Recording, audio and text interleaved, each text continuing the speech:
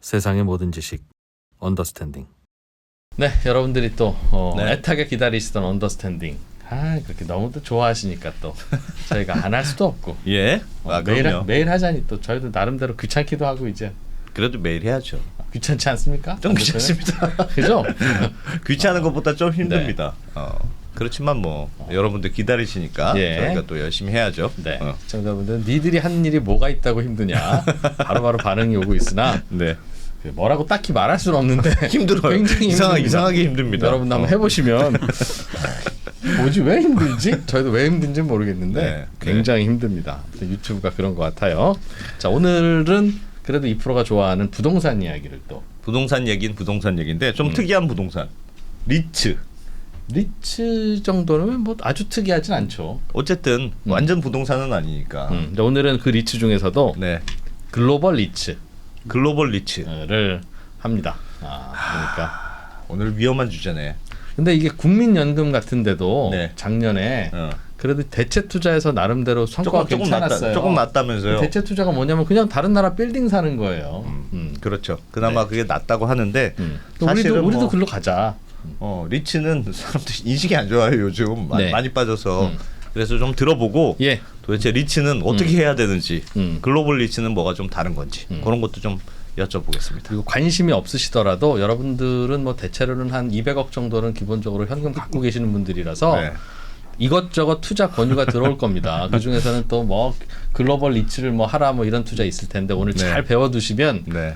그건 내 스타일 아니야 안 해. 뭐 하실 수도 있고 그거 뭔지 알겠는데 설명 좀 해보세요 할 수도 있고. 저는 매우 관심이 있습니다. 네. 글로벌 리츠. 현명한 투자자가 되기 네. 위한 1시간 잠시 후에 글로벌 리츠 전문가를 무려 2분이나 모시고 예? 저희가 재미있는 글로벌 리츠 이야기 해드리겠습니다. 여기 아니면 어디서 듣겠습니까? 네, 잠깐만요. 네. 자, 말씀드린 대로 글로벌 예. 리츠 이야기 재미있게 들어볼 텐데 오늘 나오신 분은 두 분입니다. 글로벌 리츠 전문가 2분을 모았는데 예. 공교롭게도 같은 회사 다니더라고요. 야, 진짜 공교롭다. 와, 전문가 2분인데 예. 어떻게 같은 회사, 심지어 같은 팀이에요. 예. 네, 깜짝 놀랐다는 거 아니에요? 네. 네, 이지스 자산운용의 박준우 팀장님, 이건희 팀장님 2분 모셨습니다. 어서 오세요. 네, 반갑습니다. 네. 안녕하세요. 아니 어떻게 부동산 전문가 2분이 어떻게 같은 회사를 다니시게 됐어요? 어쩌다 보니 저희가 글로벌 리츠 어벤져스로 꾸려야겠다는 마음가짐으로 야. 저희 야. 파트를 만들었고 예. 그래서 사실 이 업계에서 가장 좀 잘하는 전문가들로 다 세팅을 알겠습니다. 글로벌 부동산. 리츠. 글로벌 리츠라고 하셨는데 리츠는 저희가 뭔지 좀 압니다. 네. 지난 시간에 와서도 가르쳐 주시고 해서 리츠가 뭐예요? 리츠 부동산에 투자하는 그 펀드 같은 거잖아요. 펀드가 부동산에 투자해놔. 그럼 나는 그 펀드에만 넣으면 되는 거죠. 그 ETF처럼 그 펀드를 조각내서 예.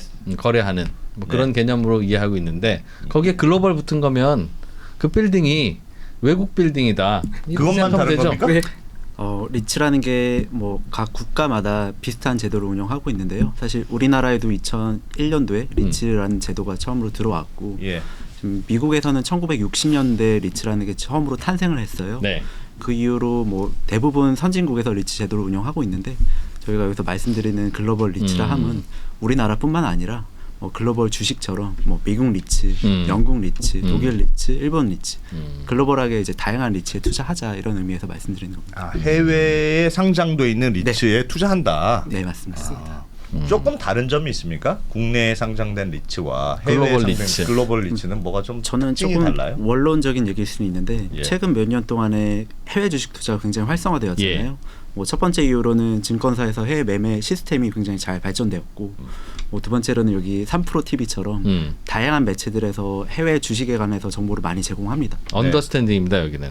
뭐 저희가 새 들어 살고 있긴 합니다만. 예. 언더스탠딩 네. 같은 매체 예. 또 다양한 매체에서 다양한 정보를 제공하고 있고요. 예. 결정적으로는 투자자들이 해외에 투자하는 니즈가 많이 늘었는데 저는 이 점에서 왜 그러냐 했을 때 결국은 저희가 주식 투자할 때 뭐 경쟁력 있는 기업에 투자해라, 뭐 원더풀 컴퍼니에 투자해라라고 하는데 그 원더풀 컴퍼니를 한국에서만 찾는다면은 몇 개가 안 나오거든요. 네. 근데 글로벌로 좀 선택지를 넓힌다면은 좀 더 많이 있겠죠. 유럽엔 좋은 브랜드 회사가 있을 것이고 미국엔 좋은 플랫폼 회사가 있을 것이고 그러면 부동산 투자도 왜 굳이 국내에 국한할 것이냐. 이 선택지를 글로벌로 넓히면 좋겠다. 그런 측면에서 리츠가 좋은 부동산 투자 솔루션이라 생각하고 있고 제 개인적인 바람은 우리나라 사람들이 글로벌 리츠에 많이 투자해서 글로벌 건물들의 그런 건물주가 되어서 임대료를 받고 배당을 받고 했으면 하는 뭘 봐야 됩니까 그럼? 그 멋진 건물에 투자하는 걸 봐야 돼요? 아니면 무슨 계약 조건을 봐야 되는 거 아닙니까? 근데 계약 조건 네. 보기가 어려울 것 같은데. 사실 이것 국내 리츠에 물렸던 네, 네. 아픈 기억이 예. 국내 것도 지금 힘든데. 많이 내렸어요? 저 글로벌 리츠도 국내 리츠도 많이 내렸던데. 작년에 글로벌 리츠 전체적으로 하면은 한 마이너스 24% 정도 빠져서 24. 네 글로벌 뭐 주식이랑 비슷하게 많이 내렸고요. 예. 오히려 일부 지역 같은 경우는 주식보다 더 많이 내린 지역도 있었습니다. 그래서 예. 작년에 굉장히 어려웠던 게 맞습니다. 아 그렇군요. 보통 해외 자산에 투자하라고 하면 왜 해야 돼요? 물을 때 포트폴리오 차원에서 하는 거다. 네. 뭐가 오를지 모르니 분산해둬야 된다. 그 말씀은 뭐 리츠에서도 맞는 것 같아요. 그런데 네. 주식은 해외 주식에 왜 투자해요라고 하면 이 친구야 성장주가 다 나스닥에 있잖아. 한국 주식은 이제 맛이 갔어. 그런 설명도 있지 않습니까? 저는 비슷하게 리츠도 글로벌 리츠도 접근할 수 있을 것 같아요. 예.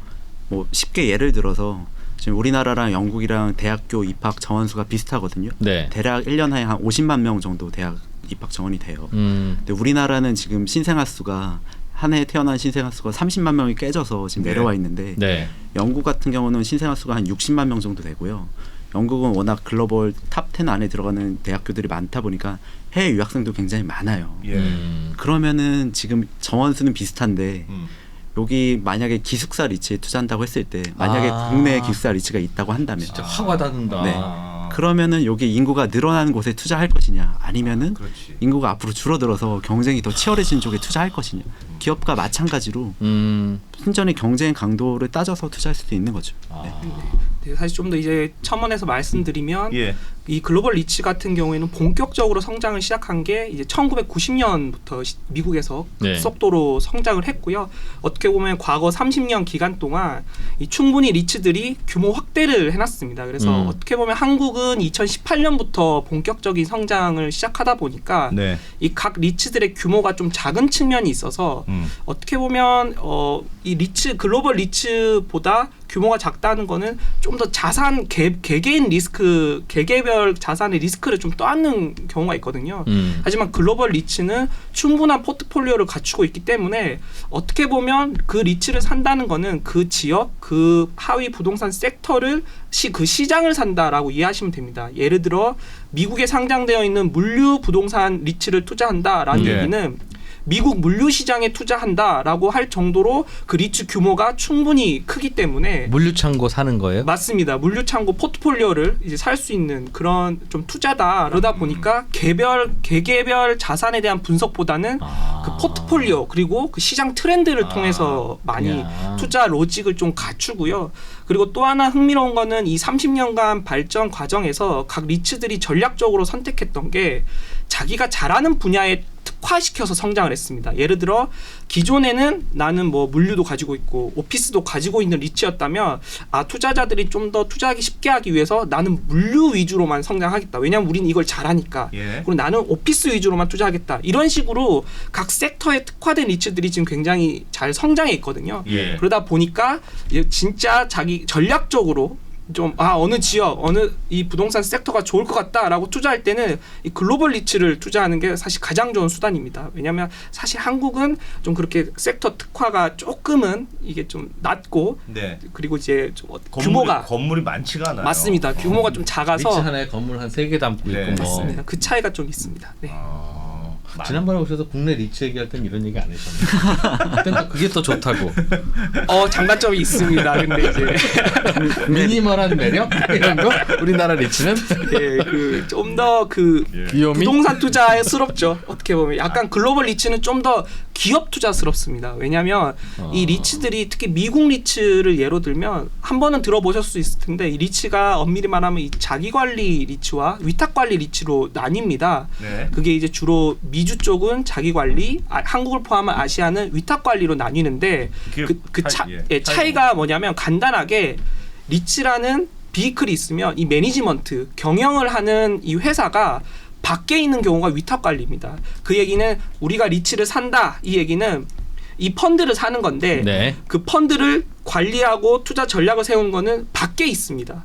그 수수료를 받고 있고요. 얘들은 건물 관리하는 사람 별도로 있다. 네, 이 전략을 짜고 투자하고 매각하는 게 별도로 있습니다. 건물 관리와 리츠 관리는 다른 거죠? 네, 맞습니다. 좀 다릅니다. 리츠 관리입니다. 엄밀히 말하면 이 리츠를 네. 관리하는 운용사고요. 바깥에 있다. 바깥에 있습니다. 근데 이 자기 관리 리츠라는 거는 음. 우리가 리츠를 산다라는 얘기는 그 주식 안에 이 매니지먼트까지 포함되어 있습니다. 그러니까 이 매니지먼트 역량을 가진 사람들과 이 조직까지도 함께 포함된 하나의 회사인 거죠. 예. 그럼 이 차이가 어떻게 나타나냐? 위탁관리 리츠는 단순히 부동산 비클 이거를 가지고 운영하고 배당 주는 거에 좀 한정이 돼 있는 한계가 있는데 예. 자기관리 리츠는 사업 영역이 더 넓습니다. 그래서 토지도 사고요. 그거를 개발하고 거기에 건물을 세워서 그거를 관리하다가 좋은 가격에 팔고 심지어는 거기에 임차해 있는 회사에 지분 투자도 합니다. 얘네들은 우리 임차인인데 성장세가 남달라. 우리 지분 투자할래. 이런 식으로까지 그 사업 영역이 넓기 때문에 리츠 주제에. 네, 맞습니다. 예. 그래서 좀 누구 돈으로 해요? 리츠는 건물을 사서 월세를 받으면 네. 그 월세를 차곡차곡 모아놨다가 직원 인건비 주고 남는 돈을 대부분 주주에게 배당하잖아요. 맞습니다. 그럼 방금 말씀하셨던 땅도 사고 개발도 하고 그 뭐 임차인이 똘똘한 회사면 투자도 하고 하는 건 맞습니다. 누구 돈으로 합니까? 그게 글로벌 리츠랑 국내 리츠랑 가장 큰 차이점 중에 하나라고 말씀드릴 수도 있을 것 같은데요. 이프로님께서 말씀하신 대로 국내 리츠는 자산 규모가 굉장히 작아요. 예. 여기서 나오는 이익금이 있으면은 법적으로는 90% 이상 배당 주게 돼 있는데 그냥 100% 다 줍니다. 네. 10% 남겨봐야 의미가 없거든요. 음. 근데 미국 리츠는 엄밀하게 말하면 배당 가능한 이익에서 그 배당 성향이라고 하죠. 내가 버는 돈에서 주는 배당으로 주는 돈이 얼마냐 했을 때 평균적으로는 70%예요.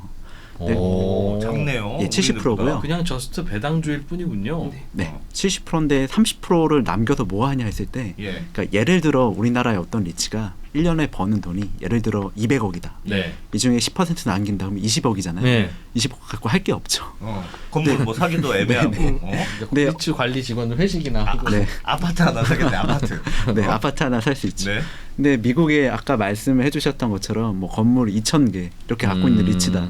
예를 들어 뭐 1년에 뭐 1조만큼 번다. 네. 근데 이 중에 10% 20% 남기면 1,000억 2,000억이 나온다. 그거 가지고서 건물 또 살 수도 있는 거죠. 그러네요.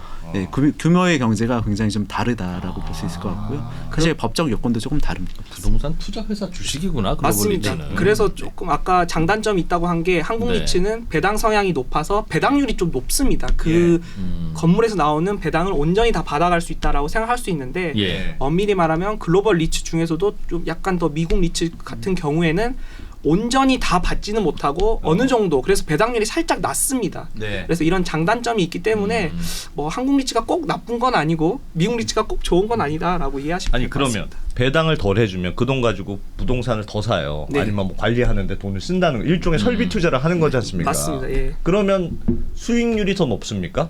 네, 이게 이제 어떻게 보면 건물 투자, 상가 투자는 크게 수익률이 이제 두 가지가 있을 수 있죠. 예. 자산 가치 상승과 이 배당률인 건데 네. 어떻게 보면 이 배당률은 좀 낮추는 대신에 이 자산 가치 상승을 꾸준하게 해가는 전략을 하는 게 좀 더 이 자기 관리 리츠다라고 보시면 될 것 같고요. 예. 왜냐하면 그냥 건물을 매매하거나 배당률보다 개발했을 때 예를 들어 마진이 더 좋다, 수익률이 더 좋다라고 했을 때는 이 돈을 개발하는 데 투자했을 때는 이익 상승률이 더 커지고 그리고 또 자기의 또 옆 부지를 또 매입한 다음에 개발하면 내 건물 가치가 같이 올라갈 것 같아. 뭐 이런 식으로 하다 보면 보유 포트폴리오의 가치가 서서히 이제 매년 증가하는 걸 볼 수 있기 때문에 어떻게 보면 좀 더 어디에 더 중점을 두느냐에 따라 이 돈을 활용하는 게 좀 달라질 것 같습니다. 진짜 부동산 회사에 투자하는 느낌이 훨씬 강하군요. 그렇게 자기 관리 리츠는 글로벌 그렇게 이해해 주시면 될 것 같습니다. 그래도 남는 돈 결국 모아서 결국 그 건물 사는 거죠?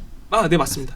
이게 리츠라는 거를 유지하기 위해서는 법적으로 어느 정도 이상의 부동산 자산을 들고 있어야 되고 어느 이상의 배당을 줘야 되기 때문에 사실 다른 이제 완전히 무관한 사업으로는 갈 수 없습니다. 우리나라는 건물 하나 더 살려면 유상증자를 하던데 리츠에서. 아직은 금융경제가 진짜 작아서 너무 건물을 싫던데. 늘려가려면 말씀해주신 것처럼 유상증자 하던가 예. 아니면 사실 저금리 시대에는 대출을 더 받아서 건물을 사기도 했는데 사실 예, 유상증자를 해야 됩니다. 자본이 더 필요하고요. 사실 약간 성장통스러운 거죠. 사실은 이게 어느 정도 리츠란 거는 규모의 경제를 달성해야 되는 목적이 있거든요. 네. 어느 정도 이상의 규모가 확대가 되어야 얘네들은 단순히 담보대출만 하는 게 아니라 자체 신용도 그 규모를 가지고 신용도를 통해서 이제 또 조달하는 것도 있고 이런 걸 좀 갖추려면 이 규모의 경제를 갖춰야 되는데 그 과정이 이제 한국은 시작된 지 얼마 안 되다 보니까 조금 이 성장통이 있는 단계다라고 이해하시면 돼요. 수익률은 그동안 얼마나 났어요? 그럼 글로벌 리츠는 대체로 약간 다르다고 말씀 주셨으니 네.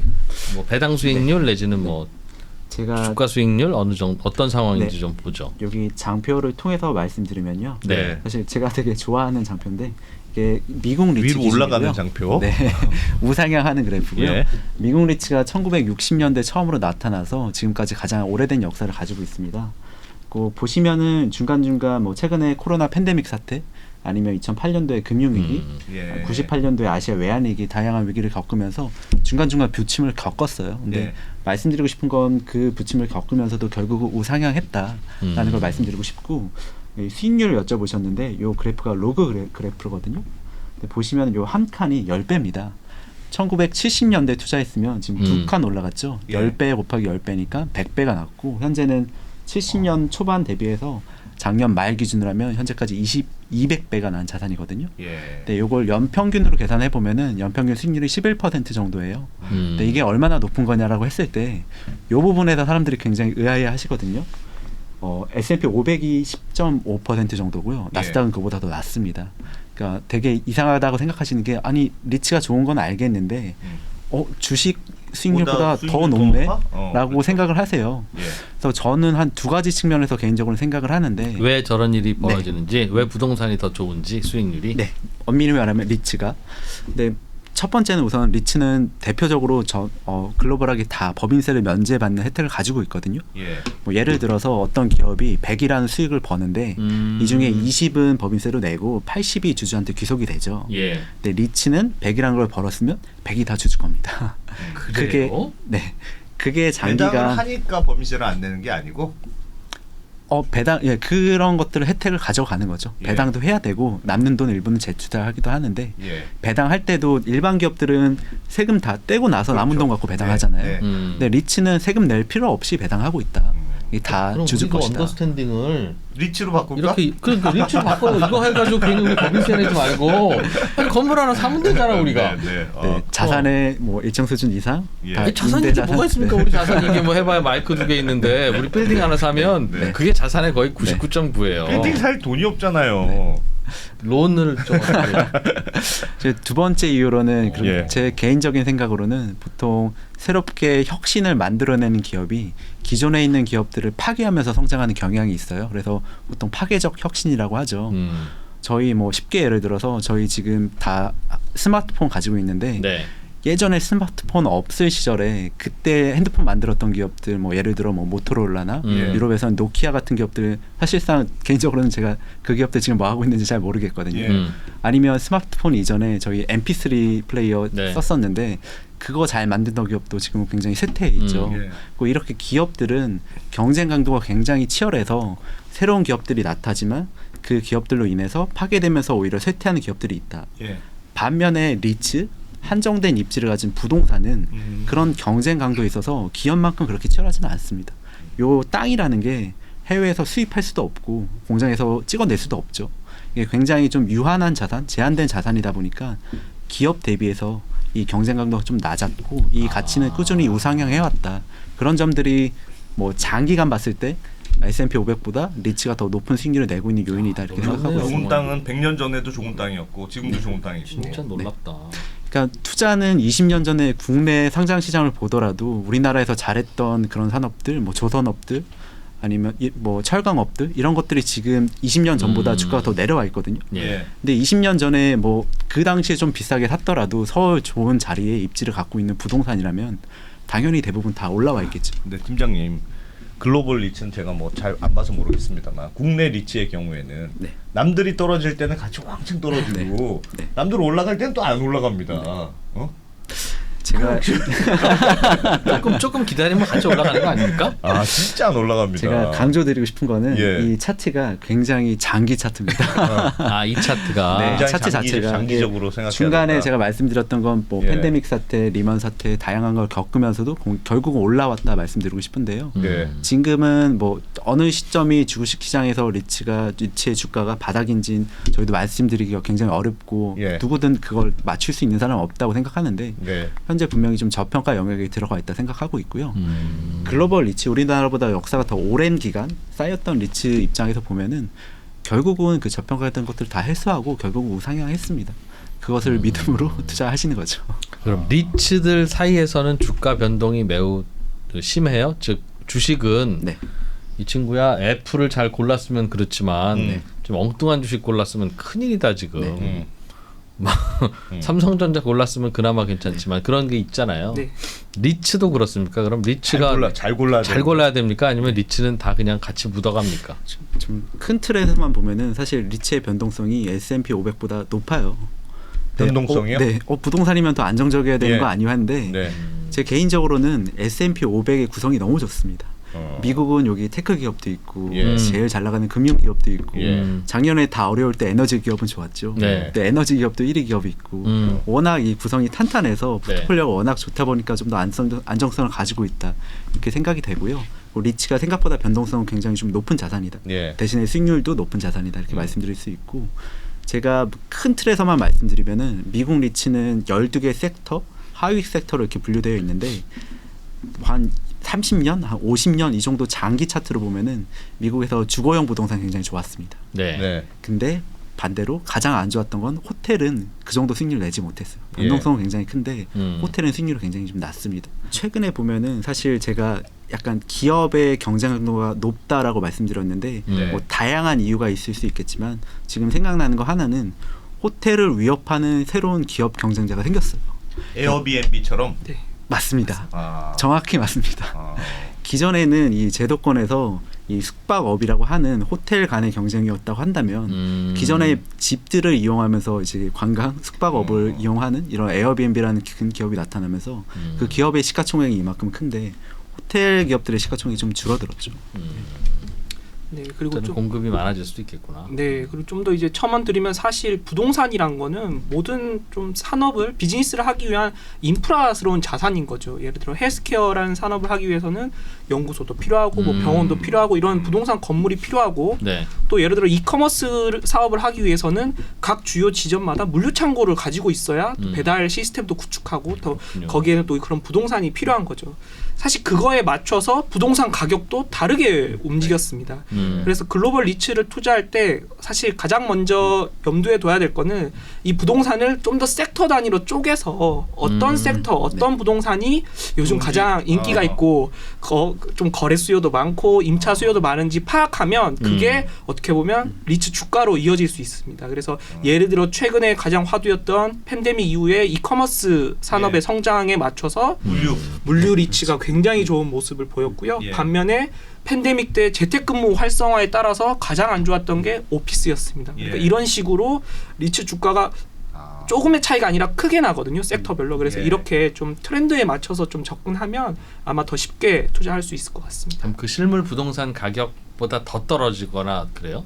떨어질 때 혹은 오를 때 더 오르고? 네, 사실 변동성이 많이 큽니다. 네, 실물 부동산 대비해서 많이 크고요. 사실 예. 그 이유가 뭐 여러 가지가 있는데 부동산을 담았을 뿐인데 왜 그거보다 크게 움직이죠? 일단 이게 주식시장에 상장되어서 거래가 되다 보니까 너무 예. 많은 이 매수 매도 참가자들이 가격 결정을 하다 보니 그 하루하루의 이 투자 알겠습니다. 판단에 따라서 달라지는 경향이 전세금 빼줘야 있는데 되면 또 팔아야 되고. 맞습니다. 하지만 이 부동산 실물 부동산 가격이란 거는 어떻게 보면 약간 뭐 거래 사례를 본다던가 아니면 최근 좀 트렌드를 보면서 좀 가치 평가란 게 그렇게 급격하게 막 일어나지는 않거든요. 좀 시차를 두고 발생하는 요인이 있고 네. 또 그게 막 크게 움직이지 않습니다. 그래서 어떻게 보면 그 두 개 간에 이런 좀 다름이 있기 때문에 가격이 훨씬 리츠가 오를 때는 더 많이 올랐다 떨어질 때는 더 많이 떨어질 수 있죠. 하지만 이걸 좀 장기로 봤을 때 여기 이제 네. 앞에 차트에서도 보이듯이 비슷하게 간다. 비슷하게 나타납니다. 아이고, 하지만 리츠는 이 실물 부동산 가격 이 선에서 계속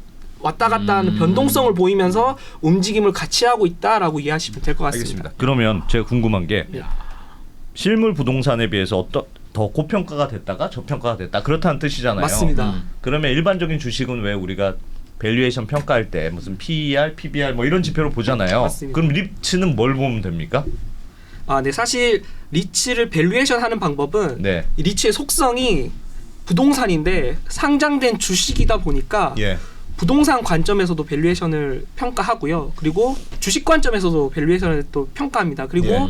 또 리츠의 가장 큰 특성이 배당이다 보니까 또 인컴 측면에서도 이렇게 또 배당 수익률. 맞습니다. 해서 가장 쉽게 하는 방법이 이 배당 수익률과 뭐 국고채 간의 스프레드를 보면서 대충 뭐 역사적으로는 뭐 200에서 300bp 정도의 스프레드가 나타났었는데 뭐 최근에는 이게 좁아졌다, 넓혀졌다 이렇게 하면서 좀 평가를 하기도 하고요. 그리고 좀 더 이제 깊이 들어가면 주식 관점에서는 보통 저희가 기업을 평가할 때 이제 PER을 많이 씁니다. 예. 어닝 대비 프라이스를 많이 보는데 예. 사실 이 리츠의 어닝은 조금 왜곡된 측면이 있습니다. 특히 이제 미국을 기준으로 봤을 때 이 어닝에는 감가상각비가 들어가고요. 그리고 부동산이 있으니까. 맞습니다. 그리고 부동산 이 거래에 따른 매각 차익이 들어갑니다. 근데 예. 이게 비중이 굉장히 큽니다. 왜냐하면 리츠는 부동산을 가지고 있는 기업이고 예. 그리고 이 매각 차익이 어떨 때는 굉장히 크게 나타나다 보니까 이걸 좀 조정해 줍니다. 그래서 이걸 감가상각을 다시 더해주고 이 매각 차익을 난 걸 다시 빼주는 그런 조정을 거치면 어떻게 예. 보면 실제 영업에서 나타나는 이런 현금 흐름이 나타나게 되고요. 이제 이거를 가격 대비 비교를 하게 됩니다. 그걸 이제 FFO라고 하는데 예. 그거를 이제 가격과 대비해서 대충 이게 어느 정도 수준인지 봅니다. 근데 이 멀티플이라는 게 사실 좀 애매한 측면이 있지 않습니까? 예를 들어 PER도 예. 뭐 PER이 예를 들어 20배다. 그럼 이 뭐가 정답이 왜 20배가 20배야? 정답인지 왜? 정답인지 그렇죠. 10배가 정답인지 그거는 투자자마다 다르거든요. 예. 그래서 사실 이 측면도 리츠도 약간 비슷합니다. 그러면 보통 역사적으로 이게 한 18배 정도 되는데 네. S&P랑 거의 비슷합니다. 그럼 18배가 맞는 거냐? 라는 이제 멀티플에 대한 의문점이 생길 수 있죠. 그래서 이거는 보통 상대적 비교를 할 때 많이 씁니다. 비슷한 포트폴리오를 갖고 있는 두 개의 리츠가 있다면 어떤 건 20배를 받고 어떤 건 15배를 받으면 예. 이거는 좀 더 멀티플 간의 차이가 좁혀질 것이다. 이런 식으로 좀 상대적인 좀 비교를 할 때 많이 쓰는 방법이고요. 반면에 이 부동산적 관점은 좀 더 절대적으로 보는 관점입니다. 왜냐하면 리츠가 가지고 있는 이 부동산의 가치를 보면 예. 대충 이 주식 가격이 나타나거든요. 그러니까 예를 들어 총 자산에서 부채를 뺀 순 자산을 이 시가총액과 비교하면 대충 이게 나타납니다. 그래서 네. 이걸 이제 흔히 NAV라고 그러는데 이제 Net Asset Value라고 해서 PBR이랑 약간 비슷한 느낌이네요. PBR이랑 약간 비슷합니다. 근데 예. 여기 PBR이랑 거의 뭐 똑같은 개념인데 예. 근데 여기서 이제 특히 미국 리츠는 좀 다른 게 이 북밸류가 장부가 그러니까 이제 이 자산을 샀을 때의 그 가격입니다. 시가가 아니고. 시가가 아닙니다. 그래서 리츠 투자해봐야지 해서 PBR을 검색해보면 미국 리츠는 2배, 3배 이렇게 나옵니다. 예. 그럼 그 얘기는 이거 가격이 건물 가격보다 2배, 3배 비싼 건가? 근데 그게 아니고 예. 한 10년, 20년 전에 샀던 건물 가치가 반영이 안 되다 보니까 그래서 약간 미국 리츠를 투자할 때는 그걸 조정을 해줘야 됩니다. 현재 가치 시가로. 예. 그렇게 해서 나타난 가격과 이제 주가 간의 비교를 해서 이제 지금이 조금 고밸류다 아니면 지금이 저밸류다 이런 걸 판단하고요. 역사적으로 봤을 때 저희가 좀 판단했을 때는 이 프리미엄이 한 플러스 마이너스 20% 레인지에서 계속 움직입니다. 예. 그래서 이 리츠를 좀 투자하시는 분은 그거를 염두에 둬서 이거 지금 너무 고평가다 하면 그때는 좀 매도 시점 잡고요. 이거 이상은 더 안 빠진다. 건물 가격이 있는데 그때는 이제 좀 매수 시점으로 잡아서 좀 현명하게 저희도 그렇게 하고 있고요. 그래서 그런 식으로 전략을 세울 수 있습니다. 근데 이제 이거는 미국 관점이고 예. 사실 싱가포르나 다른 뭐 IFRS를 쓰는 쪽은 이 페어 밸류 이 자산 가치를 바로바로 반영을 해주거든요. 예. 그래서 쉽게 PBR을 보시면 대충 얘들은 고평가일 북밸류 수 있겠구나. 알 수 있습니다. 그래서 1배다 그러면 딱 맞는 거고 그보다 낮으면 뭐 0.9배면 10% 할인, 1.1배면 10% 이제 프리미엄 이렇게 판단할 수 있는데 근데 단 또 여기서 주의할 점은 이건 이 과거의 밸류에이션입니다. 예를 들어 이 가치 평가란 건 과거 6개월이나 뭐 과거 1년 기준으로 하기 때문에 네. 사실 그 과거의 이 부동산 가격이지 저희가 민감한 건 그래서 향후에 어떻게 될 거냐 이게 좀 더 중요하잖아요. 예. 그래서 그거는 좀 더 투자자의 좀 이제 이렇게 노력과 좀 그런 게 좀 필요합니다. 인사이트가 좀 필요합니다. 여기 많이 들어가야 되는데 어렵다 생각보다. 그냥 PBR에다가 대충 시중금리 정도 더한 예. 거에 거래가 되면 되는 거 아닌가요? 네 그런 식으로 네, 투자해도 됩니다. 대충 네, 하면? 맞습니다. 네. 저희가 주로 잘 좀 보는 지표 중에 하나가 뭐 쉽게 보면은 좀 이 부동산의 펀더멘탈이 좋냐 안 좋냐 판단할 때 네. 기존에 보통 임차인들이 뭐 3년이든 5년이든 계약이 돼 있는데 이 계약이 끝나고 나서 임대할 때 기존보다 임대료가 얼마큼 오르냐 오히려 떨어지냐 요것들을 보거든요. 재계약 시 임대료가 오르는 부동산이 지금 당연히 수급이 굉장히 좋은 펀더멘탈이 거죠. 좋다는 예, 거겠죠. 예. 또 어떤 부동산은 임차인을 붙잡기 위해서 뭐 컨세션이라고 해서 여기 뭐 깎아주고. 렌트 프리도 주고 깎아주기도 하고 하거든요. 그런 걸 보면서 아 지금 시점에서 이게 뭐 건물주가 더 우위에 있는지 아니 임차인이 더 우위에 있는지 이런 것들을 좀 말해줄 수 있는 지표라서 그런 걸 확인하시면 아 여기는 건물주가 아주 임대료를 지금 올리고 있고 굉장히 좋은 시장이구나 이런 걸 좀 쉽게 판단하실 수 있습니다.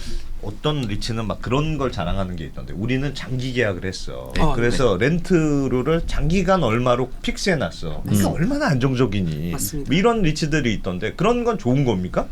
사실 그거는 시장 상황에 좀 따라 좀 다릅니다. 예를 예. 들어 그렇게 이제 긴 시점으로 호라이즌으로 예를 들어 10년 임차를 했을 경우에는 예. 보통 연간 임대료를 이제 넣습니다. 그래서 뭐 CPI에 연동을 시키거나 아니면 뭐 1에서 2% 연간 임대료 상승을 해놓는데 네. 근데 만약에 올해 임대료가 시장 임대료가 10% 오르는 시장 국면이었다라고 한다면 이 리츠는 좀 손해를 보는 개념이 그러네요. 됩니다. 아 그러네. 하지만 반대로 최근처럼 CPI가 너무 높게 나오고 예. 그리고 임대료가 하락할 수 있는 위험이 있는 이런 시장 국면이라면 오히려 이게 안정성이 있고 좀 장기적으로 보면 좀 더 이 임대료 상승률이 더 클 수 있겠구나라고 할 수 있기 때문에 그런 특징에 맞춰서 이 시장 상황을 고려한다면 아마 투자 이 계획을 세우기에 좀 용이하지 않을까 싶습니다.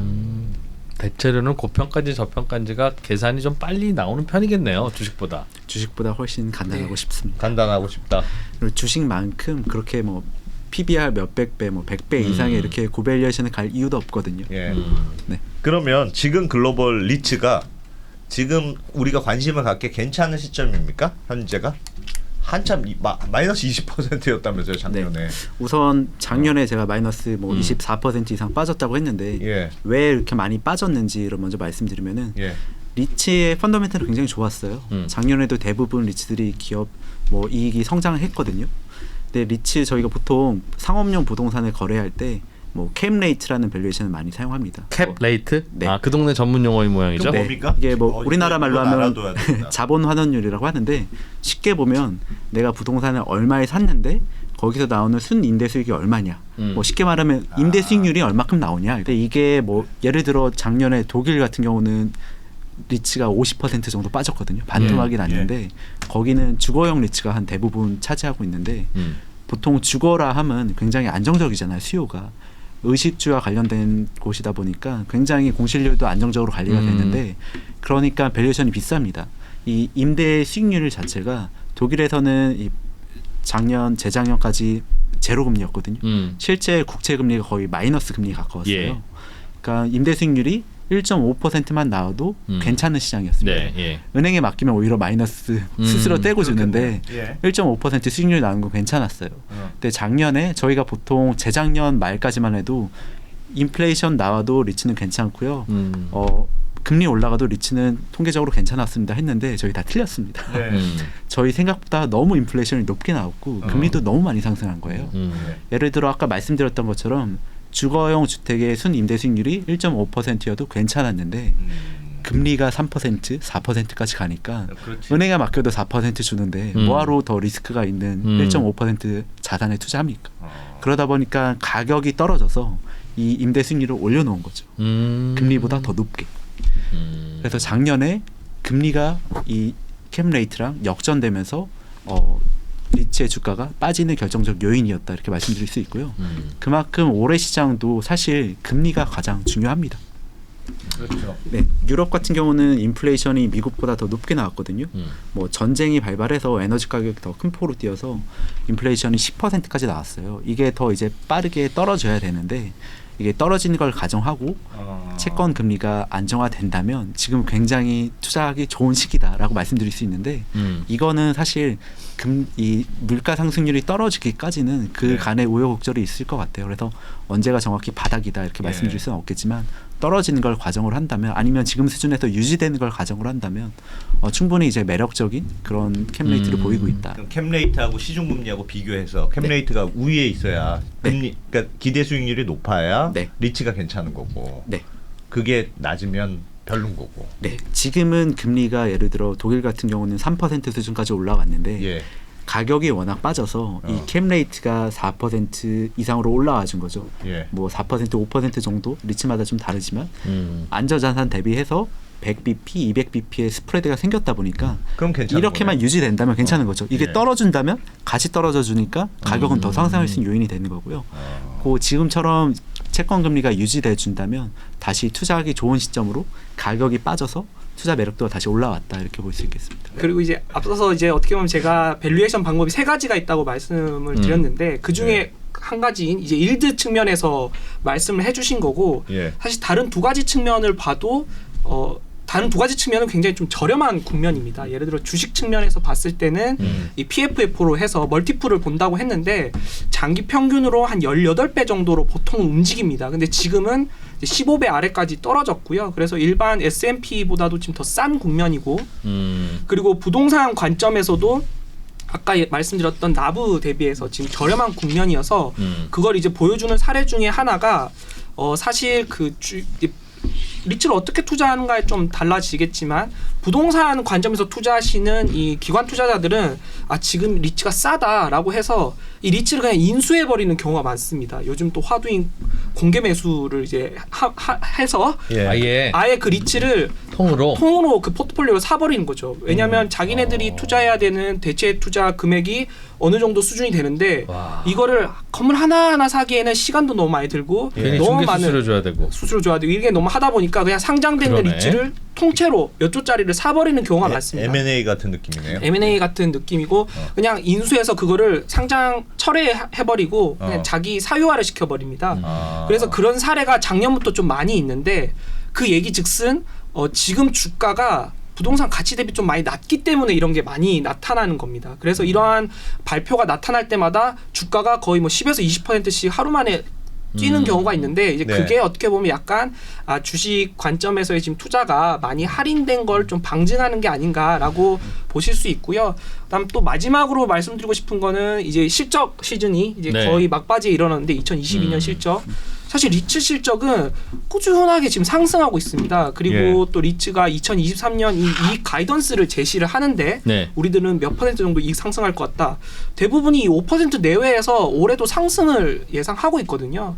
이 시장 임대료가 상승하고 있기 때문에 그래서 그런 측면에서 보면 좀 저렴한 밸류에이션 그다음에 이익은 계속 상승하고 있고 근데 단지 일드 스프레드 측면 때문에 이 금리의 급변동 때문에 많이 투자 심리가 위축되어 있는데 이것만 좀 해소된다면 아마 빠른 회복이 또 가능하지 않을까. 그래서 저는 개인적으로 그 어떤 자산군보다 지금 시장에서의 피벗을 그 어느 자산군보다 좀 기다리고 있는 게 이 글로벌 리츠가 아닐까 지금 생각합니다. 피벗이 나타나면 자산군 오를 거는 많은데 많잖아요. 맞습니다. 그거보다 더 오른다? 그런데도 글로벌 리츠 사는 게 좋다는 거예요?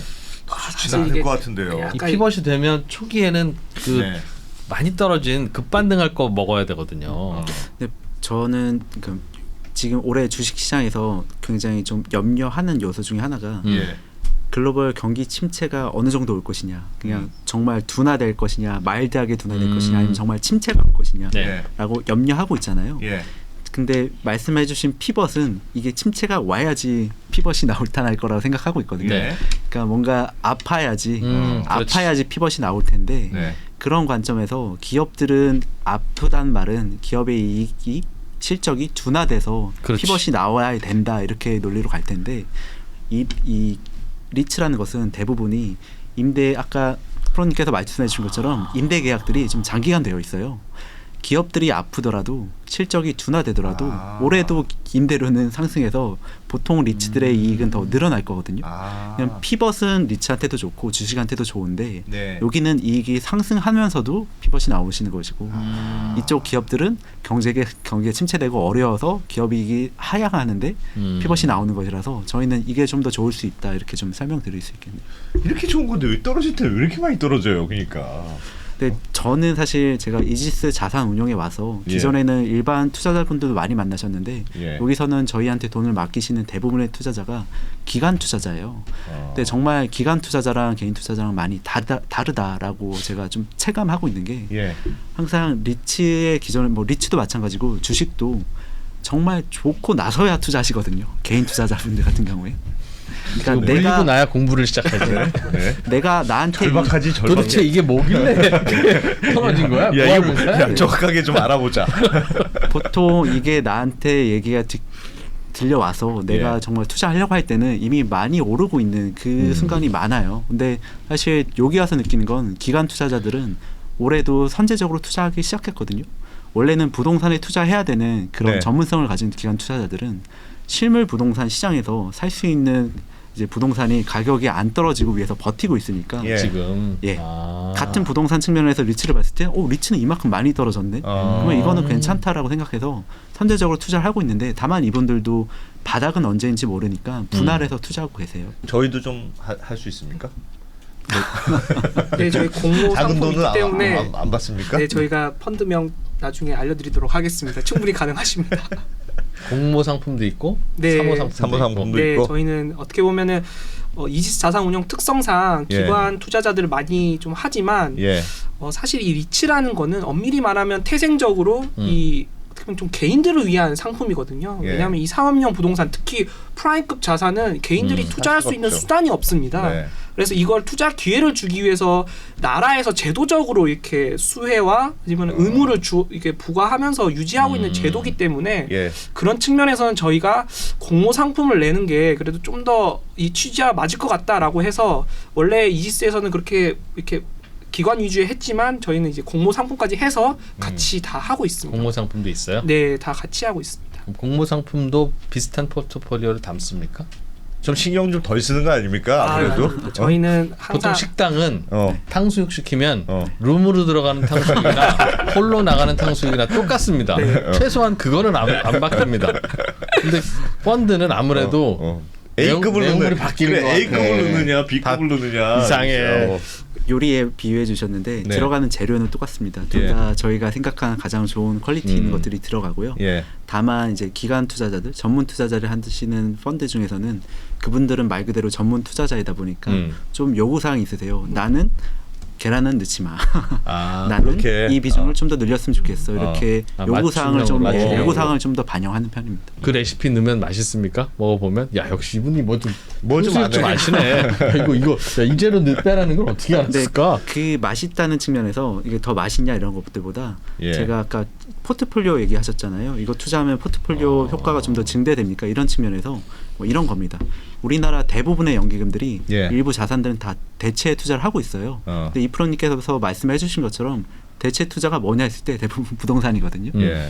근데 그분들은 보통 실물 투자를 좋아하시죠. 어떤 건물들을 직접 찍어서 많이 투자하시는데 내가 여기서 실물 부동산 시장에서는 사고 싶다고 다 살 수 있는 게 아니거든요. 사고 싶은 게 매물로 나와야 되고 네. 내가 주변과 경쟁해서 입찰해서 이겨야지 이걸 살 수 있어요. 예. 그러다 보니까 그들이 만든 포트폴리오는 원하는 대로 다 만들 수가 없습니다. 일부가 좀 한정돼 있고요. 여기서 부족한 것들을 상장 리츠 시장에서 언제든지 할 수 있으니까 그들이 포트폴리오에서 부족한 점들을 메꾸는 식으로 활용할 수 있는 거죠. 그래서 이게 더 맛있냐 아니면은 좀 더 기성복이 맛있냐 했을 때 뭐 그런 차이들보다는 본인들의 투자 포트폴리오 차원에서 좀 다른 측면이 있다 이렇게 볼 수 있겠습니다. 알겠습니다. 공모 리츠 펀드 가입하든가 네. 아니면 해외 주식 직접 사듯이 맞습니다. 특정 리츠를 사든가. 사든가. 네. 맞습니다. 그럼 된다. 뭐 하나 찍어주고 가시죠. 해외 리츠 중에 네. 셋 중 하나라든지 뭐. 뭐 이런 거 뭐 저라면 한번 공부해 보겠습니다. 뭐 나중에 뭐라고 안 할게요. 저는 예전에 한번 나왔을 때 이 프로님께서 그러면 해외에는 뭐 아파트 여러 채 가진 리츠도 있습니까 했을 때 그런 리츠들이 있어요.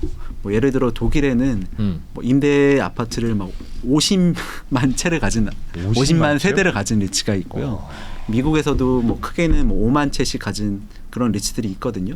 저는 주거용 부동산을 좀 더 추천드리고 싶고요. 주거용? 네, 주거 리츠를 좀 더 추천드리고 싶고 장기적으로 수익률도 좋았고 펀더멘탈도 타 섹터 대비해서는 경기에 좀 더 방어적이고 전기에 그렇게 경기를 타지 않고요. 수익률도 좋아요. 네, 수익률도 수익률이 좋습니다. 그 리츠의 수익률이 아니라 네. 그 자체가 갖고 있는 임대 수익률이 좋습니까? 임대 수익률은 낮습니다. 캡. 네. 낮은데 워낙 펀더멘탈이 안정적이다 보니까 상대적으로 다른 리츠 대비해서 임대 수익률이 낮죠. 예. 그래서 저는 오히려 주거용 리츠를 추천드리고 싶은 게 반대로 그러면 어떤 게 임대 수익률이 높아요 했을 때 지금 미국의 임대 수익률 오피스의 임대 수익률 굉장히 높거든요. 예. 미국의 오피스는 지금 실물 대비하면 리츠가 뭐 할인율이 아까 P&V라는 할인율이 40% 이상 쌉니다. 굉장히 싸고 뭐 배당 수익률도 10% 넘어간 것들이 많아요. 네. 근데 싼데 추천을 못 드리겠어요. 왜? 왜냐고 하면은 지금 펀더멘털이 굉장히 안 좋아질 것으로 보여지고 있어요. 오피스가 안 좋아질 수 네. 있으니까. 우리나라는 오피스가 굉장히 좋은데 미국은 지금 상황이 굉장히 특이하거든요.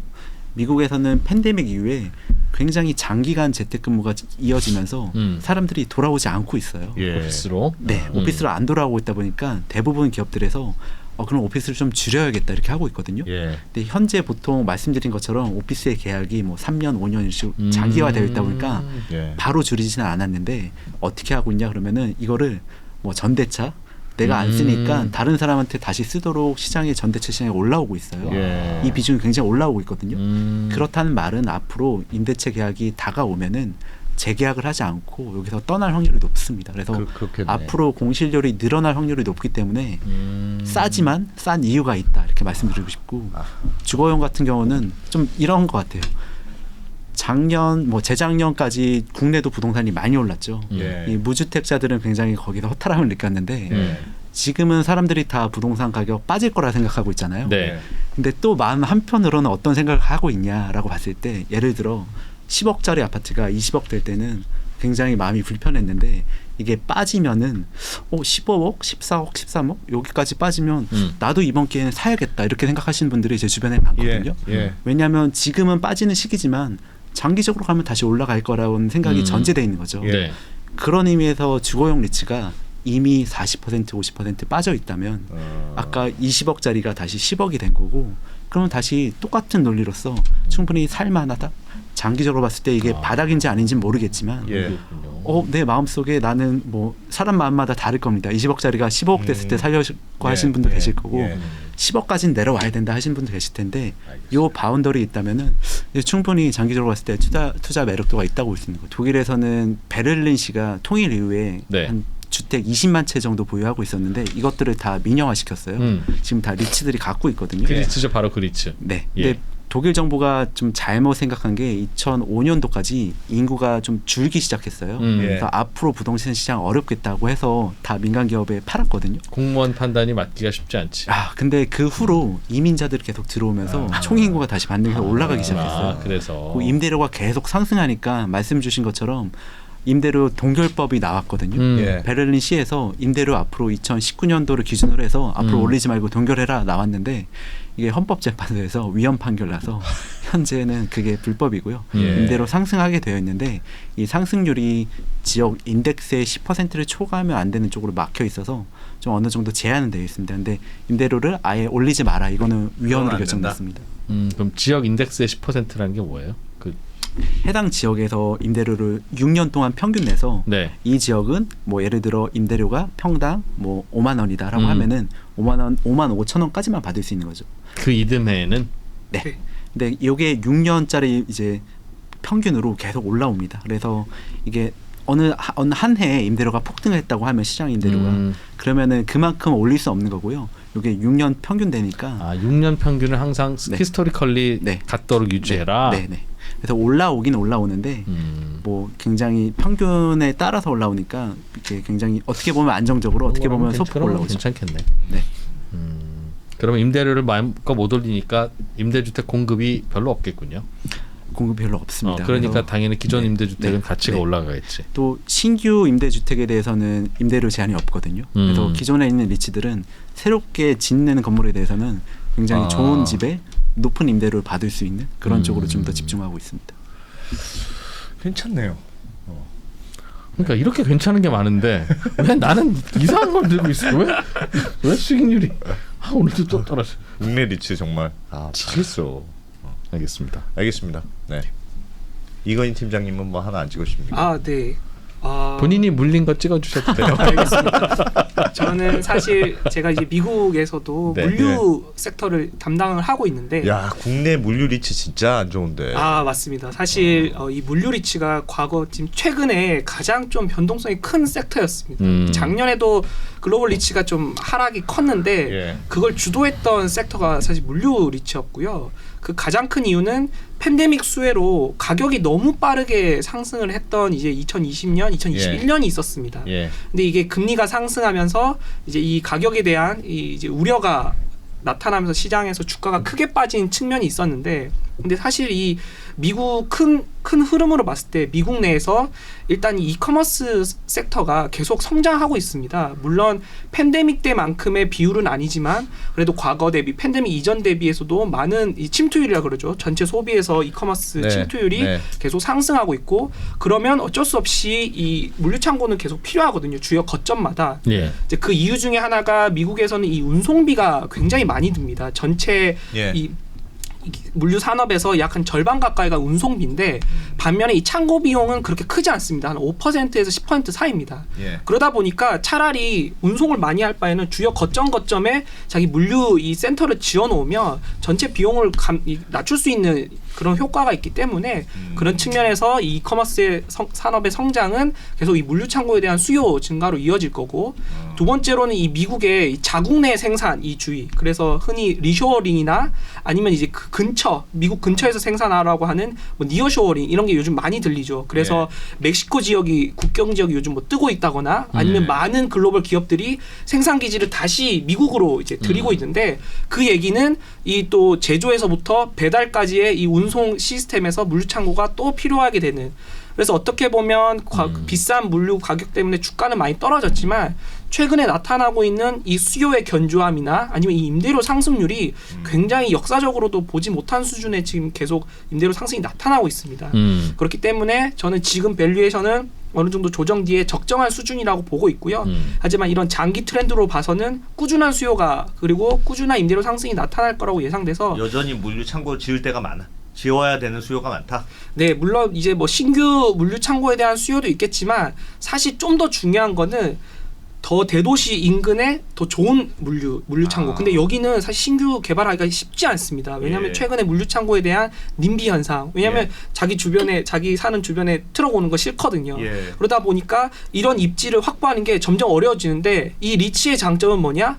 이런 물류 자산을 이미 가지고 있습니다. 그렇기 때문에 이 수혜를 온전히 받고 있기 때문에 저는 이 밸류에이션의 이 트렌드라고 한다면 이 미국 물류 섹터 그 중에서도 좀 가장 대표적인 리츠들을 투자하면 저는 좋은 좀 주가 성장을 보지 않을까 그렇게 기대하고 있습니다. 물류 리츠 괜찮은 것 같다. 미국. 빠져서. 야, 저 1년 이후에 대결해 보면 되겠네. 독일 임대주택이냐, 미국 물류 창고냐. 네. 본인은 어떤 게 좀 나아 보여요? 저는 듣기에는 독일 임대가 나아 보이긴 합니다. 왜냐하면 제가 한국 물류에 세게 물려가지고 물류라면 이제 쳐다도 보기 싫어가지고. 큰일입니다. 안 기자가 사면 그때부터 떨어집니다. 좋았는데 독일 임대주택 괜찮았는데. 걱정이네요. 빨리 몰래 다른 거 알려주시고 가세요. 네. 예. 고맙습니다. 오늘도 야, 뭐 이런 얘기 어디서 듣겠습니까? 네. 이지스 자산운용에 공교롭게도 같이 근무하시는 우리나라 그 리츠 전문가 두 분과 함께 이야기 나눴습니다. 박준우 팀장님, 이건희 팀장님. 한 몇 달 지나서 한번 그 독일 임대주택하고 미국 물류하고 어떻게 됐는지 한번 점검 좀 해보겠습니다. 네. 자, 고맙습니다. 감사합니다. 네, 저희는 물러가고. 물러가고 저희는 또 다음 시간에 재밌는 이야기 보따리 많이 가지고 오겠습니다. 달라진 중국, 달라질 중국. 중국이 기침을 하면 한국은 독감에 걸린다. 최근 중국은 지난 10년보다 더 빠르게 변하고 있습니다. 이런 변화를 주도하고 있는 중국 정부. 그들의 계획을 우리는 얼마나 알고 있을까요?